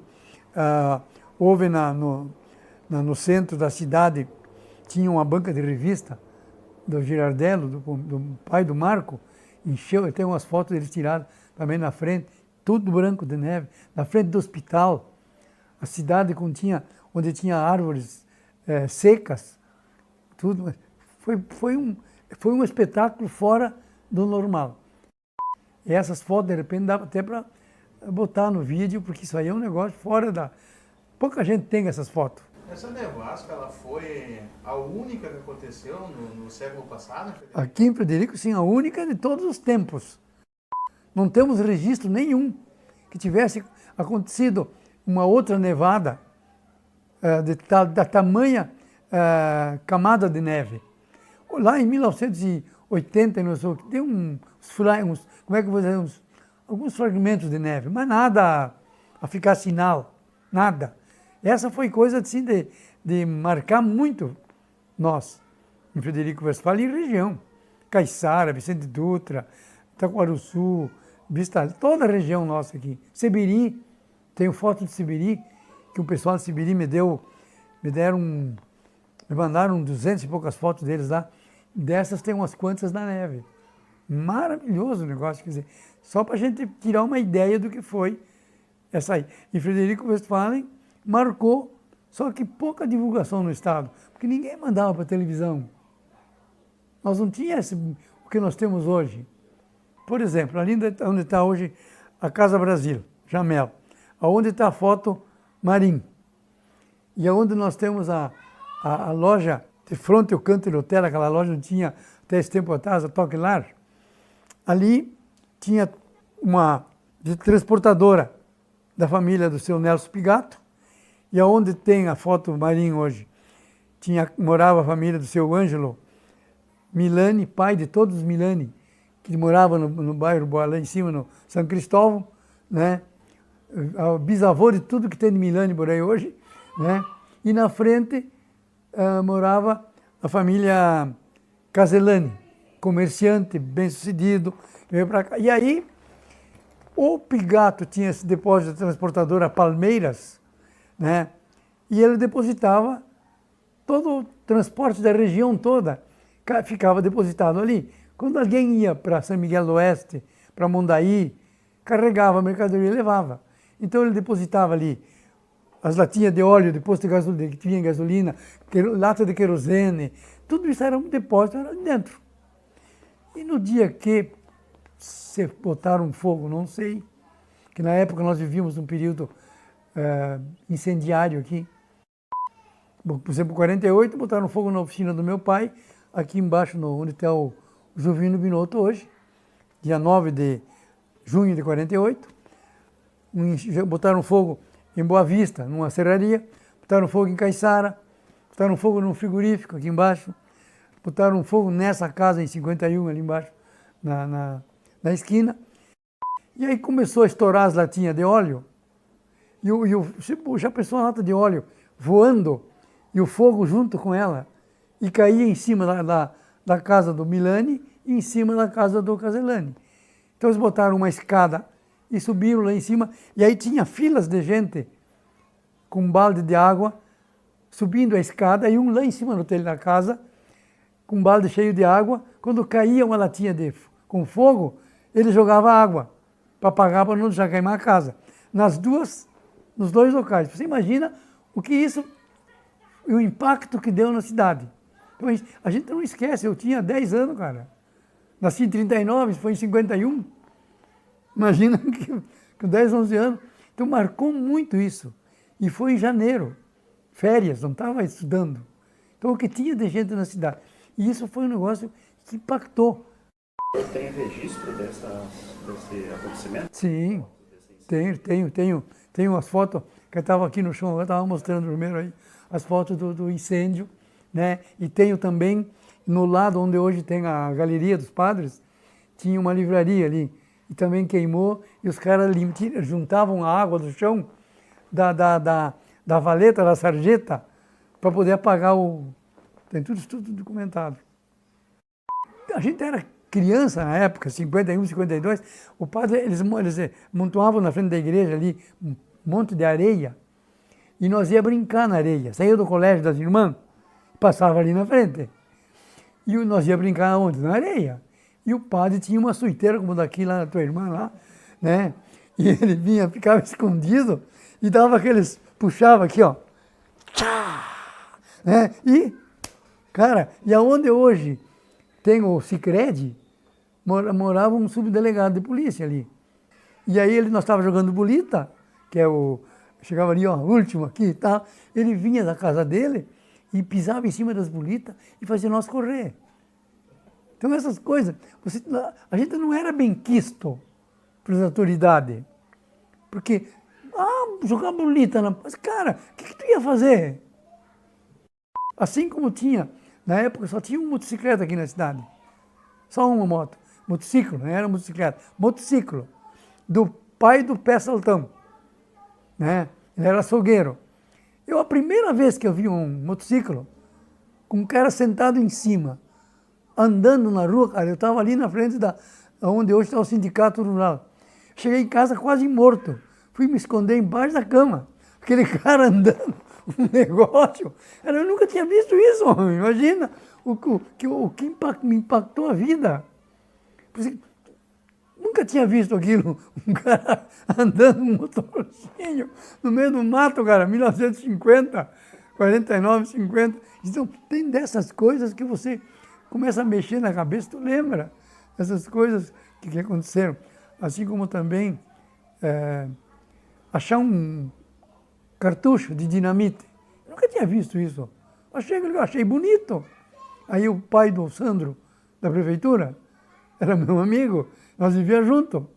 E aí fomos em casa brincar, eu e ele, colocamos, tinha aquele cepo da construção, colocamos a esporeta dentro desse cepo, colocamos um prego dentro e jogamos um martelo, cara, imagina. Olha aqui, ó, dedo torto, cheio de marca, aqui assim, ó, arrebentou tudo, cara. Me levaram para o hospital, fiquei um mês todo enfardado, e ele tomou tiro no nariz, na cabeça. Cara, tu não tem noção do que tu está fazendo. Nós ia brincar na rua, qual é o brinquedo que ia fazer? Nós era gurizada. Você não, nós no meio do mato, cara, 1950 aqui não tinha nada. Isso aqui tudo era mato. Barril nunca foi oficial. Barril foi um nome que deram por causa do barril de água lá fora. Que o cara, a carroça carregada de barril de cachaça, né, e quando chegou ali onde está hoje a igreja, de onde está a igreja hoje? Onde está a vertente de água, e hoje eles canalizaram ela que desce para a praça, ali tinha uma pedra e a carroça subiu com a roda em cima e o barril que estava mais próximo caiu e quebrou a tampa. E aí um deles, dos três, não sei quem foi, se foi o Tombini, se foi o Chionha, se foi o Copati, qual foi que teve a ideia de botar o barril na fonte, de pegar uma taquara e cortar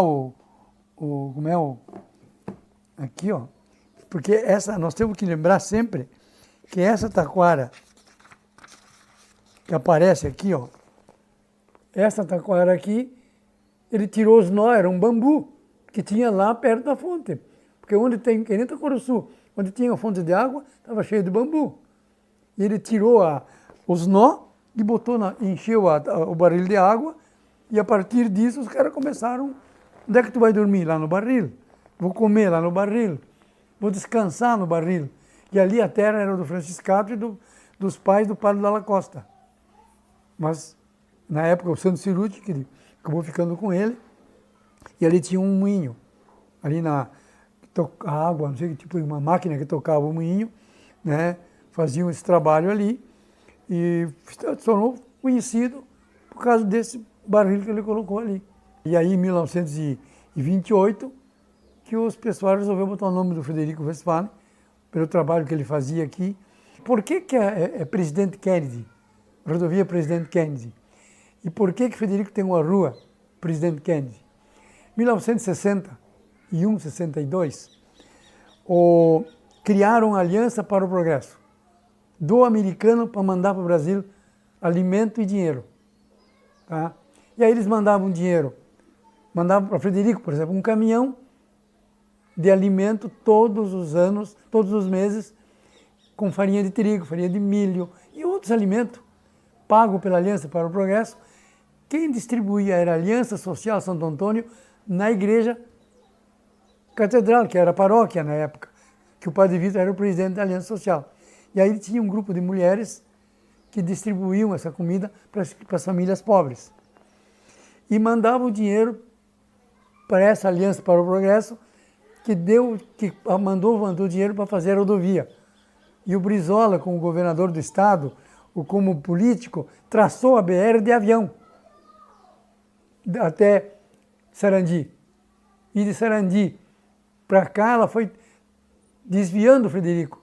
Ia passar por Rodeio Bonito, por aí, ia desviar todo mundo. Em 1964, 65, um pouco mais, começou a haver interesse de alguns prefeitos para trazer para cá, não levar para lá, aquela história. Aí o Nerone já era prefeito, em 1968, 67, fez uma reunião no mesmo dia que o Pigato. Só o Pigato fez em Medianeira, eu acho, lá no Paraná. E o Nerone fez em São Miguel do Oeste. Os que eram contra trazer a rodovia para passar em Frederico, a reunião lá em Medianeira. E os que eram a favor de vir para cá, em São Miguel do Oeste. E aí fizeram uma baita reunião, e que o Pigato tem documentos na casa dele, que eu tenho também algumas coisas disso aí, fizeram essa reunião e decidiram que vinha para... E lá de cima fizeram outro trabalho, para espichar aí de Maravilha para lá, emendar. E os caras apoiaram também, e aí saiu a rodovia na nossa região aqui. Aí em 72 veio para cá a CCBE, Companhia Construtora Brasileira de Estradas, para construir, e abriu conta no banco comigo lá. Eu era funcionário. Vieram lá do Nordeste. Tratei bem eles, abri conta para todo mundo. E todo mundo abriu conta e trouxe cheque em dinheiro para depositar na conta, na poupança. Um dinheiro vivo, cara. Não era 10 mil, 5 mil, 100 mil, 200 mil cruzeiros, nem era reais. Era um negócio. E os caras foram lá para instalar.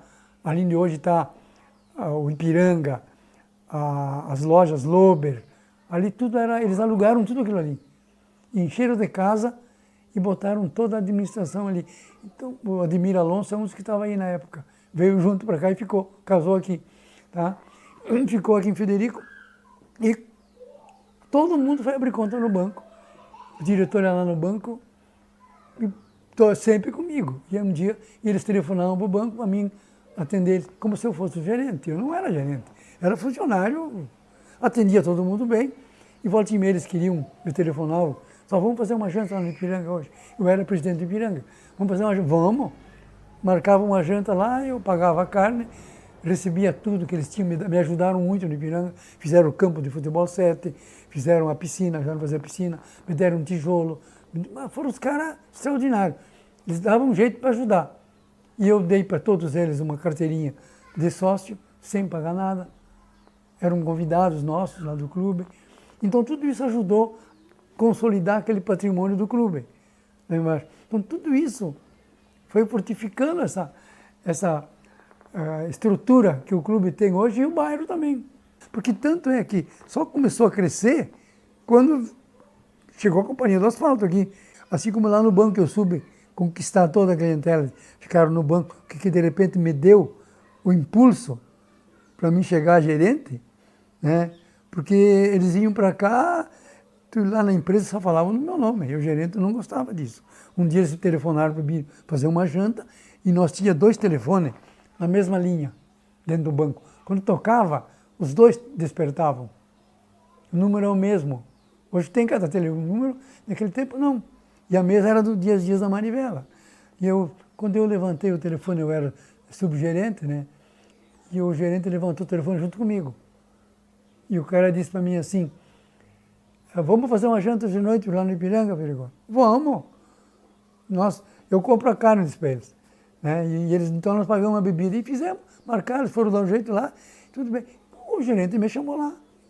Ele disse a mim, sou convidado da janta. Não, não dá para convidar. Porque o senhor não me disse para mim que o senhor não gostava de se misturar com funcionário. Quando dia que fui visitar o senhor, eu não gosto também desse tipo de coisa. Eu vou lá com eles, que são todos funcionários do asfalto lá, e acabou, não mostrei muitos dentes. Então, essas coisas aconteceram diversas vezes dentro do banco. Tive esse choque, porque eu tratava muito bem muita gente, demais. Eu tenho, por exemplo, vou começar a citar nomes. Agostinho Piovesan, ele faz todo o noticiário do Correio do Povo. Ele dificilmente ele passa uma semana, duas, que ele não me consulta alguma coisa. Isso é tranquilo.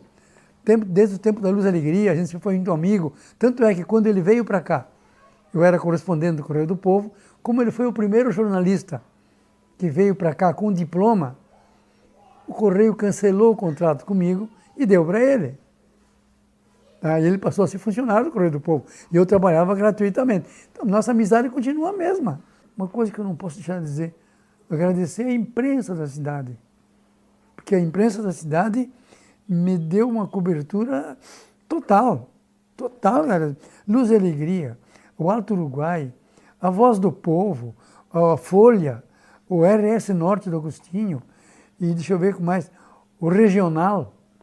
Quer dizer, os jornais que nós tivemos aqui, todos eles, sem dificuldade nenhuma, iam me buscar material e sempre registraram a fonte. Olha, o convívio, a amizade com o Wilson Ferrigolo é de muitos anos. Desde 1980, em janeiro, após me formar na Unicinos, eu tive um convívio forte com o Wilson Ferrigolo, porque como jornalista do Correio do Povo e da Rádio Luz e Alegria e do RS Norte, eu sempre precisei de informações para complementar notícias. E aí era seguido, eu me valia do Wilson Ferrigolo, uma pessoa que a gente precisa elogiar muito, viu? E com a chegada da Universidade Federal, ali no Colégio Agrícola, então ali foi coisa assim, é muito difícil, o mês que eu não tenho alguma coisa hoje, mas os primeiros 5 anos, eu passei o maior tempo lá no campus, com eles lá gravando e fazendo arquivos e mostrando material para eles vindo aqui em casa, TCC é quantidade. Alguns alunos me deram uma cópia para mim, em CD. Tenho bastante CD aí. Só que hoje não tem mais para você ler essas coisas. Mas eu tenho bastante CD que eles me deram, dos TCC que eles fizeram, encerrando o trabalho deles, né? E que foi muito bom, e continua até hoje. Professores me levar lá, dar entrevista, eles fazer arquivo, constar, buscar documento aqui em casa. Muito tempo. Alunos que se formaram em Chapecó, quantidade de alunos que fizeram, alunos que se formaram em Rio Grande, Porto Alegre, Passo Fundo, alunos que se formaram aqui em Itapiranga, Carazinho, na Ulbra de Carazinho. Então tem muito material, demais, sempre, tanto isso é verdade, é uma coisa interessante. Eu falei antes para vocês aí, me mandaram eu botar tudo no HD, porque o HD não tem perigo de você perder. E eu botei todo o meu acervo no HD. E o HD trancou. E eu fiquei sem cópia, porque eu confiei no HD. E a minha sorte foi que eu dei para todo mundo, e quando eu voltei buscar a cópia, todo mundo me devolveu. E depois eu consegui, através de um amigo aí que tinha uma empresa que trabalhava com informática, ele conseguiu me destrancar e me deu uma cópia de um pendrive com tudo dentro. Então hoje eu tenho 90%, acho que, do que eu fiz ao longo dos anos, salvo. Quando eu cheguei em Frederico Westphalen, quando eu cheguei aqui na UFSM, não foi só um aluno, mas vários alunos me falaram, você precisa conhecer um personagem, você precisa conhecer o seu Wilson Ferrigolo. E foi uma coincidência porque na outra semana os alunos aqui estavam para terminar um trabalho e estavam indo até a casa do seu Wilson. E eles me pediram, professor, pega a tua câmera e vamos lá, vamos registrar esse momento. Era uma matéria de jornalismo escrito, mas vamos filmar também o seu Wilson. Eu me recordo muito bem que quando eu cheguei lá veio aquele personagem, esse sujeito. De longe você já percebeu que era uma pessoa que tinha muita empatia, muita sensibilidade. Já veio sorrindo, com as mãos abertas, assim, acolhendo, já percebi. Esse sujeito tem muito a nos dizer, né? E entrando no seu espaço, na sua casa, é uma experiência fantástica estar nesse espaço onde o seu Wilson pensa, onde ele escreve, aonde ele recebe as pessoas. E chegando lá, deu para perceber que ele, além de ser uma pessoa que gosta de conversar, é uma pessoa que sabe o que conversa, porque ele tem essa sensibilidade de escutar as pessoas. Isso é fantástico. Eu acho que todo o seu trabalho é um trabalho de muita sensibilidade, de escuta sobre pessoas que fazem parte da memória dessa cidade. E comparando a cidade a uma pessoa, né, que triste é uma pessoa sem memória. Né, que triste seria Frederico Westphalen sem essa memória. E o seu Wilson é o sujeito, personagem dessa memória. Né, que ele possa continuar e por muito tempo escrevendo, por muitos anos ainda nos dando o prazer de podermos rememorar, de termos vivo a memória de Frederico Westphalen, de tantas pessoas que ele eterniza nos seus livros e ainda, né, enquanto está aqui presente conosco, eternizando isso nas suas falas, nas suas conversas com a gente. Primeiro, a maior dificuldade no início foi as pessoas acreditarem no meu trabalho. Foi bem difícil. E eu não podia pegar e fazer fotografia, não tinha máquina como hoje. Então, às vezes, me davam, eu ia num xerox, fazia um xerox, mas ele não tinha a durabilidade que tem hoje. Então, eu tinha que ficar fazia um xerox, quando ele começava a ficar, eu ia fazer outro, e assim eu fui conseguindo fazer o meu acervo, e fui juntando esse material, né? Porque foi muito difícil você receber uma fotografia de alguém, né? Ah, você dá, não, isso aqui não. Aí você tinha que pegar e ir lá no Photoshop, o chapa batia uma foto, mandava o chapa bater, o chapa batia a chapa, devolvia para o próprio cara, ficava com o arquivo lá e me dava depois. E assim eu fui conseguindo recuperar bastante fotografia, bastante documentos. O Sr. Leonel, aquele jeitão, né, simples, tal. Eu, às vezes, queria mandar uma matéria para o jornal, ele ia em todos os jogos, ele ia tirar fotografia. E eu não queria, se eu fosse comprar a fotografia dele, eu tinha que pagar. E aí eu publicava as fotografias no Correio do Povo, na 0 Hora, e botava embaixo aqui, ó, foto Marim, ou foto Lucatelli, aqui, ó, nos jornais, ó, facsímile do jornal. O senhor Leonel me dá uma foto. Ele era meu cliente no banco. Então ele chegava lá no banco, sempre atendia bem ele foi sempre muito legal comigo, sempre me dei muito bem com ele, né? Então ele me ajudou muito também, me deu muita fotografia para mandar para o Correio do Povo, para a Folha Esportiva e Folha da Tarde, de Itapajé, do Ipiranga, dos times da Várzea, do Juventus, do Serrano, do Guarani, porque ele ia em todos esses jogos aí. Ele estava sempre com a maquininha, embaixo de uma máquina, não eram as máquinas modernas como hoje, mas era a máquina fotográfica da época. E ele batia fotografia. Eu sempre tenho dito assim, ó, que eu sempre fiz com tanta boa vontade que eu estou fazendo e gosto de fazer, que faz mais bem para mim receber um abraço de alguém ou receber um elogio de um cara que mora lá em Brasília, nem me conhece, e me manda hoje porque eu botei uma fotografia que o pai dele tinha um hotel aqui em 1965, me mandou porque um cara me criticando, quer dizer, eu acho que a crítica, eu uso a crítica como tempero. Então eu vejo a crítica como um sal, te ajuda a temperar o que tu está fazendo e você vai produzir com mais alegria, porque a crítica ela é sempre bem-vinda. Nós às vezes não aceitamos a crítica, nós não estamos preparados para ser criticados.